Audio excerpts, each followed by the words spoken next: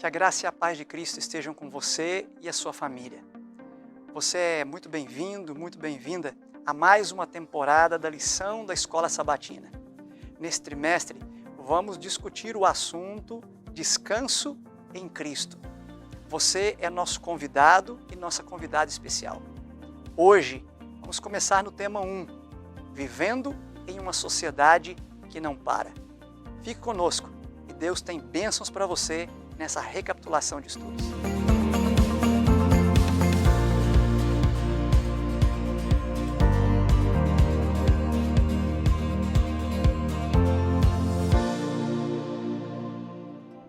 Olá, que a graça e a paz de Cristo lhe alcancem nesse momento. Você é muito bem-vindo, muito bem-vinda ao nosso encontro para a recapitulação do estudo da lição da Escola Sabatina. Eu sou o pastor Carlos Teixeira, falo aqui do Seminário Adventista de Teologia da Faculdade Adventista da Amazônia. Você é bem-vindo para estar conosco nesse momento. Estamos recebendo aqui, para estar conosco nesse momento, 2 colegas e gostaria de lhes apresentar. Está conosco hoje o pastor Esinaldo. O pastor Esinaldo é docente aqui no seminário, na cadeira de Antigo Testamento. Obrigado, pastor. Uma saudação para aqueles que estão conosco. Obrigado, pastor Carlos Flávio, pelo convite, pela apresentação. É uma alegria estar aqui para compartilhar com a lição da Escola Sabatina também. Alegria nossa, pastor. Obrigado. Está conosco também o pastor Clodoaldo Tavares. O pastor Clodoaldo é docente aqui no seminário também, da área de Novo Testamento, e vai compartilhar conosco a lição. Pastor Clodoaldo, uma palavra para os nossos companheiros e irmãos. Alegria nossa, pastor, de estarmos juntos, juntamente com os irmãos que estão nos acompanhando, para a recapitulação de um tema tão importante como este que estaremos abordando ao longo do trimestre. Okay. Vocês são bem-vindos e você também. E nós vamos começar o nosso estudo fazendo a leitura do verso-chave da primeira lição desse trimestre. A lição desse trimestre, você tem aí Descanso em Cristo. Uma lição muito oportuna. E nós vamos ler aqui o verso áureo. O verso áureo da lição está em Salmo, capítulo 84, verso 2. Abra aí a sua Bíblia, tenha sempre a sua caneta, o seu pedaço de papel, para você anotar, tomar nota aí daquilo que nós vamos recapitular. A Escritura diz: a minha alma suspira e desfalece pelos átrios do Senhor. O meu coração e a minha carne exultam pelo Deus vivo. Que versículo! O salmista aqui fala que a alma está angustiada, a alma está desfalecendo, a alma está aqui inquieta. Querido amigo e querida amiga, você sabe que nós vivemos hoje numa sociedade inquieta. Como a lição bem disse, uma sociedade que não para. Aqui eu separei umas estatísticas aqui para compartilhar com você. Os estudos dizem que cerca de 300 milhões de pessoas hoje estão deprimidas no mundo.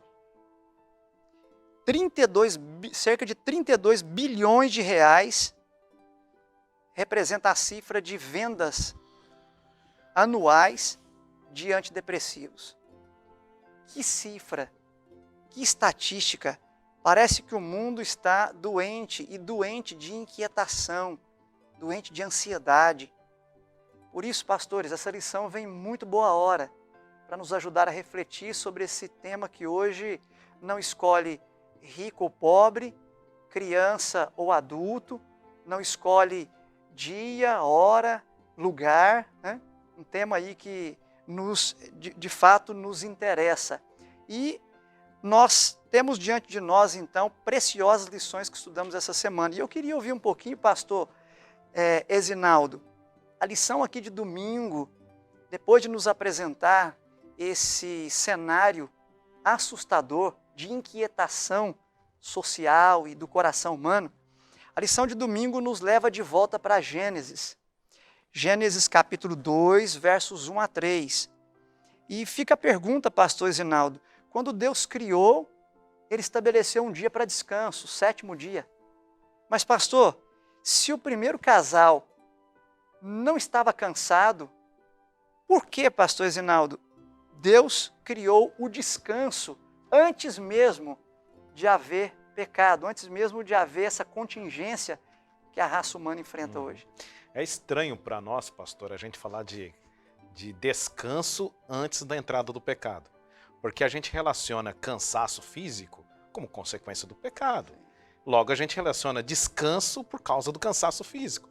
Mas como que Deus ele coloca aqui o sábado, é um dia de descanso num contexto edênico, no contexto do paraíso que não tinha pecado?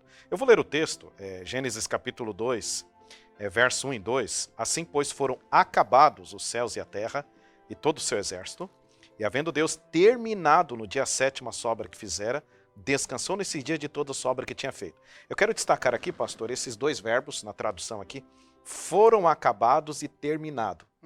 Na língua original, é uma palavra só, é a palavra calar, na língua original. E essa palavra, o termo, qual o significado desse termo? A ideia é alguém que se sente satisfeito, alguém que se sente feliz com algo que a pessoa fez. É como se fosse a pessoa, ela tem uma meta a ser alcançada, ela alcança essa meta e ela fica feliz com aquilo, ela celebra aquilo.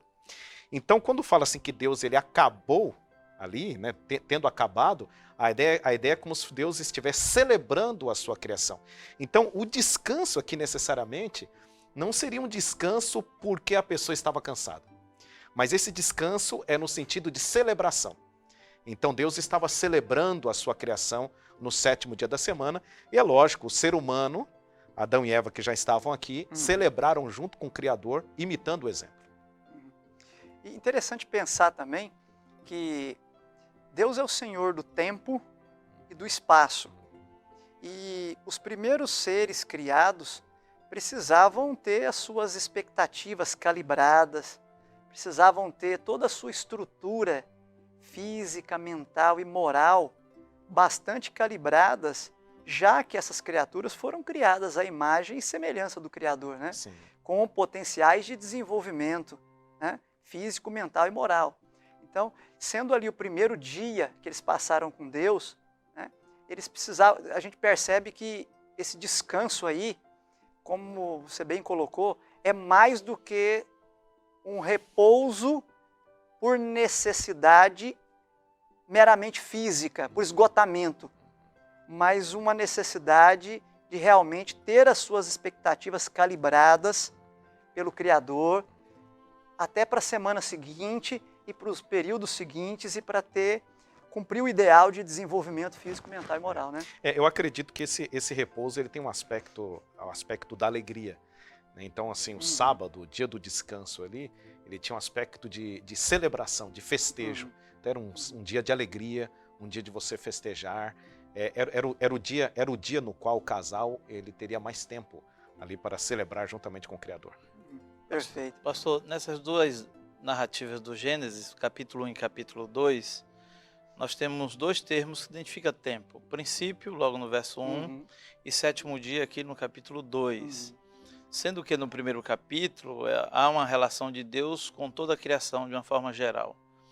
No capítulo 2, do verso 1 ao verso 3, o termo 7º dia evidencia uma relação de Deus com o homem, uma aproximação mais de Deus com aquilo que ele havia criado e com aquilo que era a coroa de toda a criação.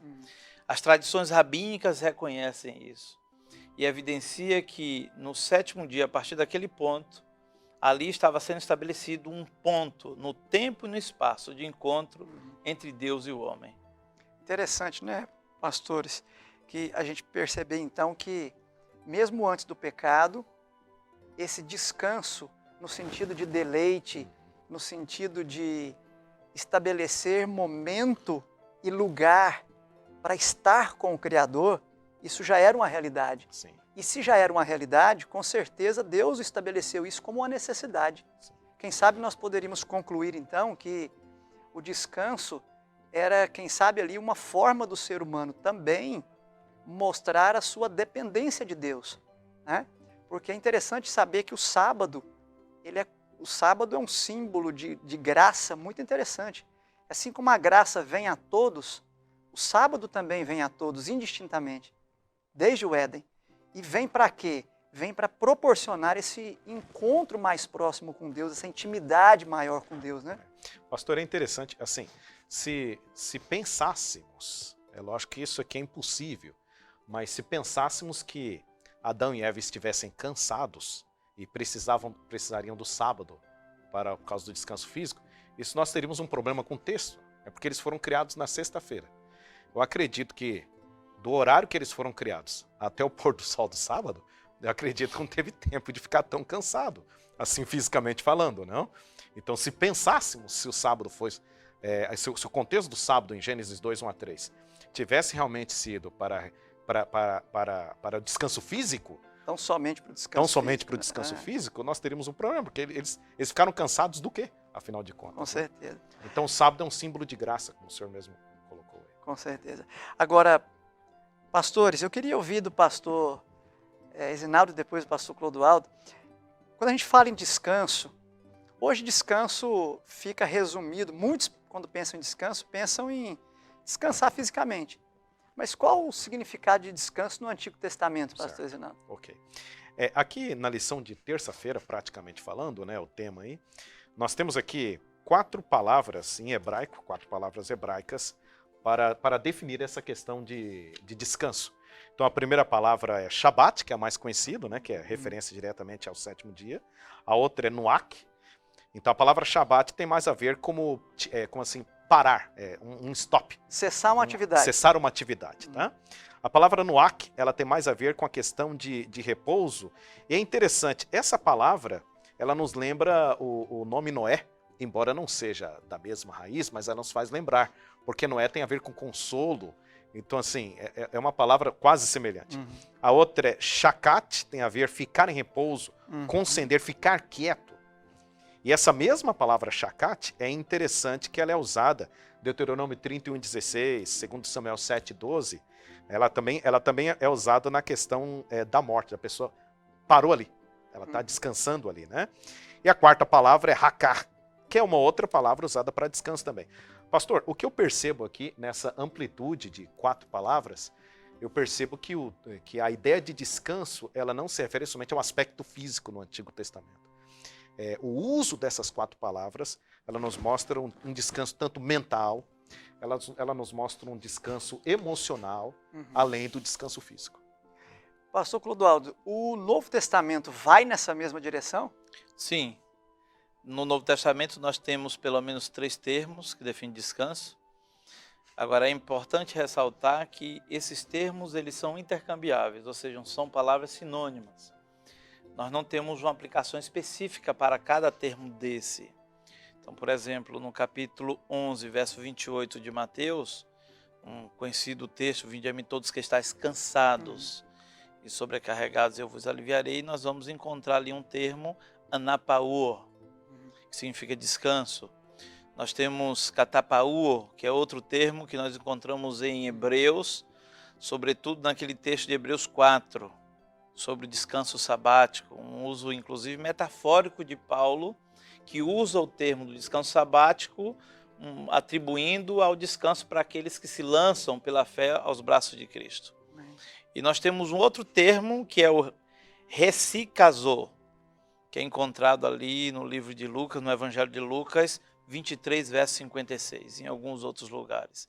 Então nós temos 3 termos que, assim como no Antigo Testamento, são usados de forma sinonímicas, de forma sinônima em determinados textos, mas com os mesmos significados. Ou seja, nós poderíamos concluir, para contribuir com o aprendizado das pessoas que nos assistem, que seja no Antigo Testamento, seja no Novo Testamento, os vários contextos em que esses termos aparecem nos indicam que o descanso que Deus idealizou para o ser humano é um descanso que abrange todo o ser, né? Todos os aspectos do ser. Tanto o aspecto físico, quanto mental, né? Quanto também a questão moral, né? E que envolve também a questão de perdão e etc. Sim, né? sim. O Zygmunt Bauman, muito conhecido filósofo e sociólogo polonês já falecido, ele disse que na sociedade contemporânea as pessoas desde a infância são treinadas a viver com pressa. E nós hoje vivemos sobre sob o jugo dos relógios. Cada dia os prazos são menores e as atividades são crescentes. Então eu imagino que essa variedade de termos, tanto no Antigo quanto no Novo Testamento, seja nada mais do que Deus já antevendo toda essa loucura humana na busca pelas coisas e ocupando o tempo na sua totalidade, expulsando inclusive Deus do próprio tempo do homem. Então Deus diz, cuidado, vocês vão enveredar por isso aqui, mas eu tenho um descanso para vocês. Separe um tempo, dê um stop. Chega um momento que eu preciso me relacionar de forma mais próxima contigo. Ok. Muito bem. Você percebe que o estudo é muito rico, é instigante, mas não saia daí. Nós voltamos em 1 minuto para dar continuidade ao nosso estudo.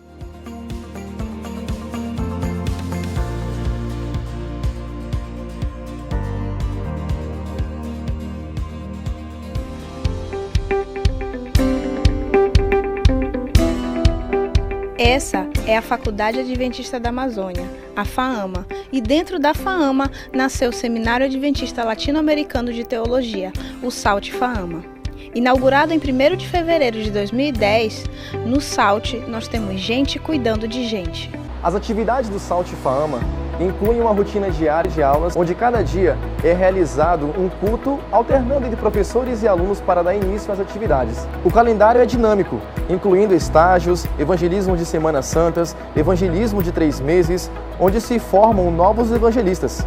Semanas da biblioteca, semanas teológicas, onde em cada semestre um professor convidado aborda um tema importante da área de teologia, enriquecendo o currículo dos alunos.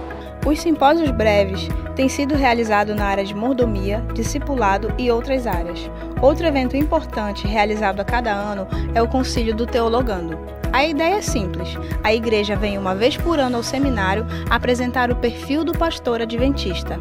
O SALT também providencia atividades voltadas para a família do Teologando, como o Dia da Família e o Dia da Criança do Teologando. Um dos pontos altos da vida estudantil é a Semana de Oração, que ocorre em cada semestre na FAAMA. Alunos e familiares reúnem-se na igreja para adorar ao Senhor e renovar seus votos de consagração. Por isso, aqui, a gente cuidando de gente. Cada professor tem o seu grupo de alunos a quem deve visitar e orar. Há um espírito de gratidão no SALT FAAMA. Alunos que têm dado testemunho sobre como consideram a influência do SALT em suas vidas. Isso é gente cuidando de gente! Isso é SALT FAAMA!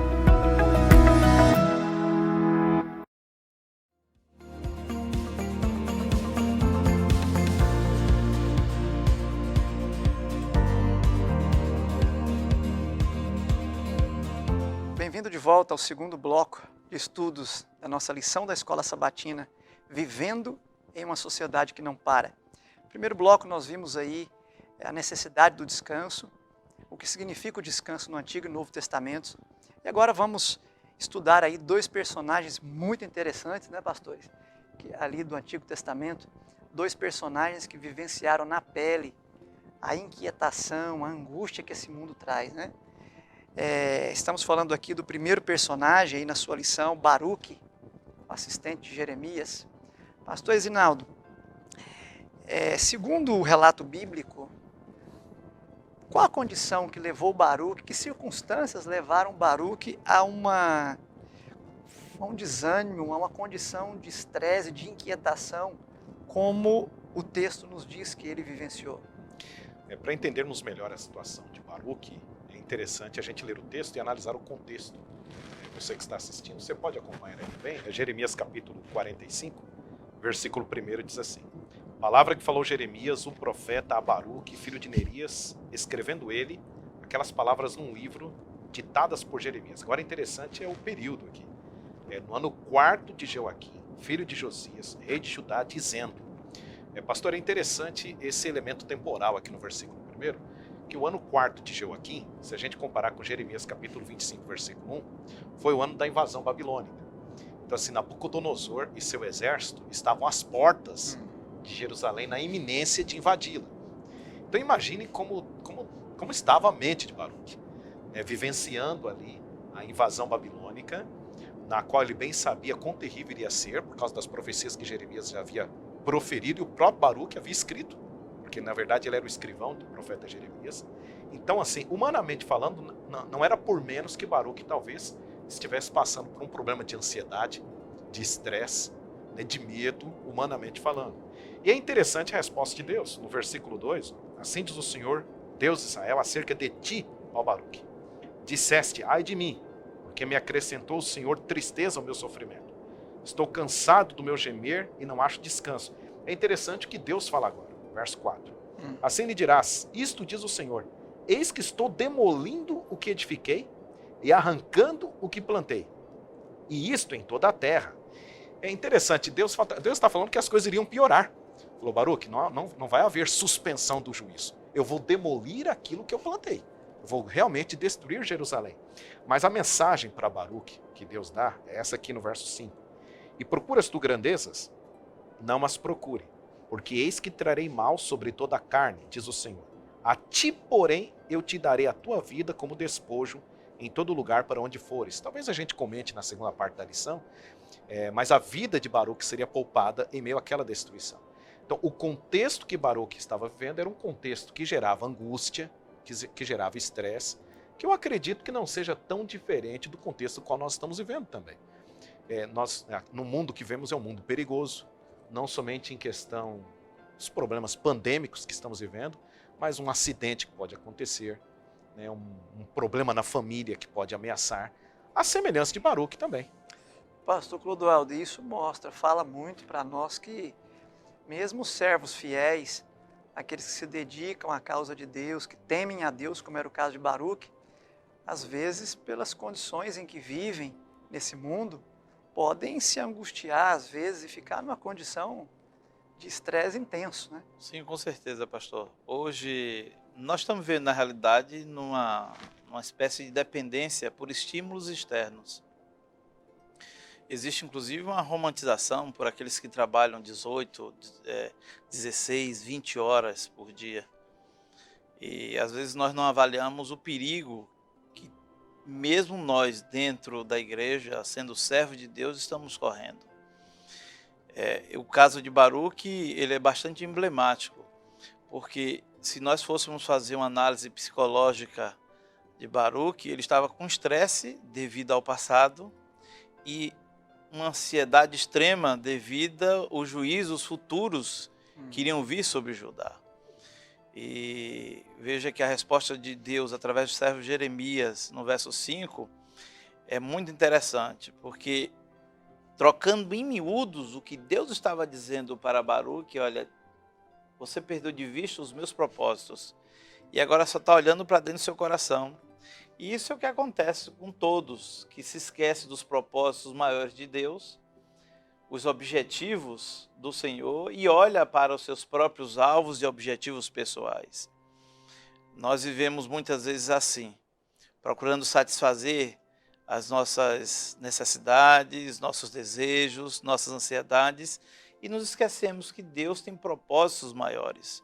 E isso vai nos levar a um desespero, porque fato é que nessa vida que nós corremos, podemos usar todo o tempo que temos e todos os recursos, jamais satisfaremos os nossos intuitos e os nossos anseios pessoais. Agora é interessante a maneira como a resposta de Deus é dada, a ti, porém. Né? Isso mostra que Deus, ele conhecia a situação de cada um ali, inclusive a situação de Baruque, e mostra que ele simpatiza, que ele se sensibiliza com a situação e que ele tinha planos maiores. A gente sabe que não era plano de Deus destruir Judá, não era plano de Deus destruir Jerusalém, mas quando isso se tornou inevitável, ainda assim Deus mostra que ele simpatiza com o estresse, com as angústias que os filhos dele sofrem por viver num mundo como esse, né? Muito bonito isso, né? Pastor, aqui no versículo 3, eu quero destacar essa última frase. Tem duas palavras que elas são muito reais para nós hoje aqui. Estou cansado do meu gemer e não acho descanso. Então é fato que hoje é possível que nós vivamos também uma experiência como essa, né? Estamos cansados do sofrimento e não achamos descanso. E justamente pegando essa sua fala, qual que seria o plano de Deus para Baruque, então? E é justamente repetindo, né, no verso 5, essa última frase, quando Deus fala assim, a ti, porém, eu te darei a tua vida como despojo. Me parece que o palavreado aqui, o fraseado, não está tão claro para nós hoje. Estou lendo Almeida Revista Atualizada, mas se pegarmos o mesmo texto na NVI e na Bíblia de Jerusalém, Deus ele está querendo dizer que iria poupar a vida de Baruque. Por mais que estava passando por aquele problema, por mais que eles estariam passando por aquele problema de destruição, mas a vida de Baruque seria poupada. Então aqui encontramos uma promessa interessante. Por mais que vivamos num mundo que possa nos sufocar, mas Deus ele promete descanso para nós. Deus promete um livramento para nós. É o que a gente encontra nessa história aqui. Agora, pastores, a lição trouxe um outro exemplo, trouxe um outro personagem aí, que foi Caim. Né? Ao contrário diferente de Baruque, Baruque não procurou com as próprias mãos essa inquietação, essa angústia que ele estava vivendo. Ao contrário de Caim. Caim procurou com as próprias mãos, né? Então a gente tem aí um outro tipo de pessoa, a pessoa que se angustia aí na lição de quinta-feira, fugitivo e errante pela terra, Gênesis 4. Pastor Clodoaldo, o que fez de Caim fugitivo e errante pela terra, segundo o texto bíblico? Pastor, o problema de Caim é bastante simbólico, tem gerado muitas discussões no meio teológico, e os estudiosos, os biblistas, mas nós podemos extrair algumas lições de forma bem precisa e objetiva aqui. Primeiro, faltou a Caim humildade, porque, observe, ele teria que oferecer um sacrifício, mas não era o material que ele trabalhava. Ele teria que se submeter ao seu irmão, lançando mão de alguma criação, uma das criações do seu irmão. Faltou humildade dele como mais velho reconhecer isso. E ele foi extremamente submisso, porque ele ofereceu algo bom, mas não foi aquilo que Deus tinha pedido. E eu costumo dizer, eu quero deixar essa frase para aqueles que estão nos assistindo, que o maior fracasso do homem é ter sucesso naquilo que Deus não aprovou. Quando vamos fazer alguma coisa, geralmente nós buscamos opiniões dos amigos, ou buscamos as nossas convicções, a nossa própria percepção, o nosso próprio discernimento. Mas o principal, às vezes, nos esquecemos, que é buscar o referendamento divino. Deus aprova isso que eu estou fazendo? E ao longo da Bíblia nós temos inúmeros exemplos de pessoas que buscaram satisfazer as suas ideias com suas próprias opiniões e terminaram com um fim, infelizmente, muito ruim. A situação de Caim foi tão ruim para ele, trouxe para ele um castigo tão grande, que ele mesmo confessa, ele diz, olha, o castigo é tão grande que eu não sei se poderei suportá-lo. O interessante é que Deus, na sua infinita misericórdia e no seu maravilhoso amor, fala para ele, não, eu vou colocar uma marca em você e ninguém vai lhe perseguir, você vai viver bem. Então aqui fica uma lição grande para a gente, né? Vamos fazer aquilo que Deus pede, mesmo que Ele não venha trazer a priori uma satisfação ao desejo ou aquilo que eu estou buscando pessoalmente. Bem, e interessante nós notarmos, e meu amigo e minha amiga que nos assiste, nesses dois exemplos fica muito claro que é na dependência de Deus que o ser humano encontra descanso. Aliás, quem sabe essa é a maior de todas as lições do Shabá da Semana da Criação. É na dependência de Deus que o ser humano encontra verdadeiro descanso. Pastor, uma coisa interessante aqui sobre Caim, a gente percebe que Caim ele tinha assim uma vida, a vida de Caim era uma vida turbulenta, a gente percebeu que foi um momento turbulento para Caim, e a lição trata justamente sobre essa ferida e, né, a questão da turbulência que vivemos nos dias de hoje. E a gente pode fazer uma pergunta, por que esse momento de Caim estava turbulento? Porque na verdade ele não estava, o pastor Clodoaldo colocou aqui uma expressão, né? Ele não queria andar por aquilo que Deus estava, o plano que Deus havia indicado. Então, pelo fato dele não ter andado no plano que Deus havia indicado, por isso que a vida dele estava turbulenta. E a pergunta é, qual era o plano que Deus havia indicado? O plano da graça divina. Então aqui nós temos uma lição interessante, eu até anotei aqui, ó, uma vida turbulenta, fora do descanso da graça de Deus, resulta na mesma história de Caim. Tá? Então Deus ele deseja que nós, em meio a toda essa turbulência do dia a dia, Deus deseja que nós descansemos em sua graça. Acho que essa é uma lição interessante. Sem dúvida. E uma lição preciosa também dessa semana é que o descanso que Deus idealizou para nós, desde a criação, é o descanso que a gente poderia chamar de integral, né?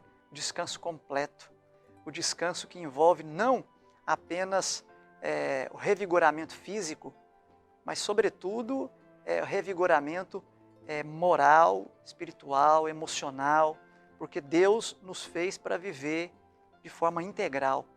Era esse o sonho antes do pecado, e esse sonho se torna ainda mais evidente a sua necessidade depois do pecado. Porque depois do pecado, o esgotamento que não existia antes passa a existir. Esgotamento físico, esgotamento emocional, né? O esgotamento moral, e torna-se ainda mais importante entender a dimensão, a largueza, a profundidade do descanso que Deus idealizou para os seres humanos, né? Então, fica aí preciosas lições para nós na história de Baruque e na história de Caim. Vale a pena nos submetermos à dependência de Deus. É na dependência de Deus que nós encontramos descanso. Então, meu amigo e minha amiga, se você hoje está passando por um momento na sua vida em que por alguma razão você se sente cansado, esgotado ou esgotada, você se sente inquieto, e quando estudou a lição dessa semana, teve a impressão de que a lição foi escrita para você, assim como nós, você precisa de descanso. E o descanso você encontra em Jesus Cristo. O Cristo que estava lá no primeiro Shabat, esperando Adão e Eva, está hoje também esperando por você. Tome posse dessa bênção. Entre no descanso que é Cristo e usufrua das bênçãos da restauração. Que essa bênção lhe alcance e que você seja a cada dia mais e mais deleitoso na presença do nosso Senhor Jesus Cristo.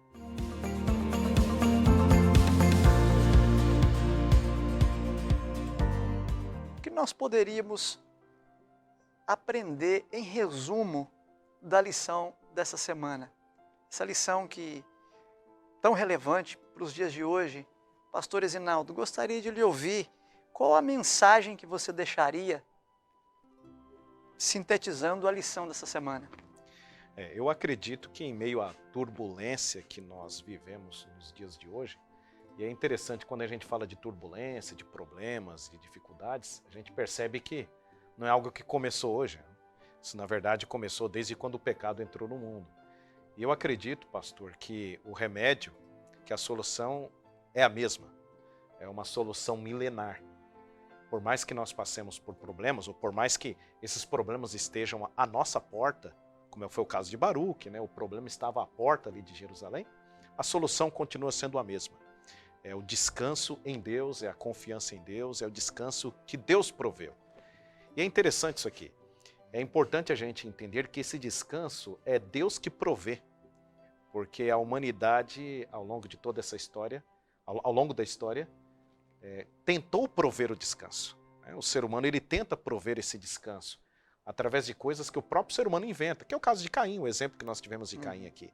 Mas o único descanso que pode satisfazer o ser humano, que pode atendê-lo de uma forma geral, é o descanso provido por Deus. E esse descanso nós bem sabemos que é na pessoa de Jesus Cristo. Ele é o próprio descanso, Amém. Ele é a própria paz, ele é o único caminho para isso. Amém. Pastor Clodoaldo, qual seria, na sua opinião, na sua leitura, um resumo da lição, o ponto-chave da lição dessa semana? Qual a mensagem você deixaria para aqueles que nos assistem? Pastor, nós contraímos um cansaço. Isso é muito comum em todas as sociedades mundiais. Eu tenho certeza que a pessoa que está nos ouvindo e assistindo conosco tem alguém na família que sofre de estresse ou depressão ou já passou por essa experiência amarga. E isso pelo consumo exacerbado de imagens, sons, conforme eu falei numa explanação anterior, de excesso de trabalho. E segundo o que a própria Bíblia apresenta e o que nós recapitulamos na lição, é preciso tirar os olhos de nós mesmos e colocar esses olhos sob os propósitos do Senhor. Só assim realmente nós poderemos descansar. Descansar de forma integral, principalmente o descanso psíquico, o descanso da mente, o descanso interior, que é o que tem trazido assim tantas tristezas para as famílias, para os pais, para os filhos, para esposos e esposas. Então é muito comum você encontrar pai ou mãe que não tem tempo para os seus filhos e filhos que hoje não têm tempo mais para os seus pais. E o intuito de Deus com essas orientações sobre descanso é exatamente impedir que isso aconteça. Então, em síntese, tiremos os olhos de nós mesmos e coloquemos nos propósitos do Senhor. Amém. Queria também deixar com você, meu amigo e minha amiga, lembrar você dois pontos muito importantes da lição dessa semana. Os pastores já mencionaram aqui, mas quero também deixar com você, frisar, recapitular esses dois pontos, talvez pontos importantíssimos da lição. Primeiro, fala aí o texto da senhora White, fala aí na parte de sexta-feira, trabalhar ativamente pela salvação dos perdidos, mas também dedicar tempo à meditação, oração e estudo da palavra de Deus. Equilíbrio. Equilíbrio entre duas coisas boas, entre duas realidades boas e necessárias na vida do cristão. A comunhão com Deus e o trabalho para Deus. Vivemos numa época em que o trabalho para Deus, às vezes, também nos toma energia. Mas é o trabalho de Deus. Nós amamos a Deus e queremos trabalhar para Ele. É importante que continuemos trabalhando.